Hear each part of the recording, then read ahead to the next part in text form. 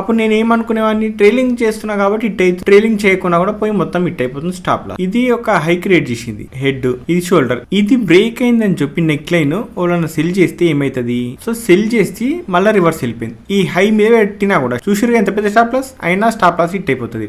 మీరు ఒక్కసారి ఇంటర్నెట్ లో కొట్టండి, ఫ్లాగ్ అని, హెడ్ అండ్ షోల్డర్ అని, ట్రయాంగిల్ ప్యాటర్న్స్ అని, వెడ్జెస్ అని, ఏవన్నా కొట్టండి, మీకు టార్గెట్ హిట్ అయినాయి వస్తాయి, లేదంటే గ్రాఫిక్స్ లో డిజైన్ చేసినాయి టార్గెట్ హిట్ అయినాయి, లేకపోతే ఎలా పని చేస్తుందని చెప్పేటోళ్ళే చేసేటోళ్ళు కాదు. మళ్ళీ ఇట్లా అని ఇది ఈడ ఎంట్రీ ఉంటది, ఈడ స్టాప్ లాస్ ఉంటది, మీకు ఈడ 1:2 టార్గెట్ వస్తుందని డిజైన్ చేసి ఇంటర్నెట్ లో అప్లోడ్ చేసిన వాళ్ళు వాళ్ళ ఇమేజెస్ వస్తాయి. నిజానికి హెడ్ అండ్ షోల్డర్స్ గానీ ఈ ప్యాటర్న్స్ గానీ ఎక్కడ వస్తాయి? గూగుల్ వస్తాయా? ఇంటర్నెట్ లో ఇంకేమైనా వస్తాయా? యూట్యూబ్ లో వస్తాయా? అమెజాన్ లో ఆన్లైన్ లో అమ్ముతుంటారు కదా, అందులో వస్తాయా ప్యాటర్న్స్ ఇందులో ఇప్పుడు చూస్తున్న చార్ట్ లో ఇవన్నీ క్రియేట్ చేసినాయి అనమాట, ఏవైతే ఇంటర్నెట్ లో దొరుకుతాయో అవి. సో చెక్ చేయాలి, చెక్ చేస్తేనే సాధ్యమవుతుంది, లేకుంటే లేదు.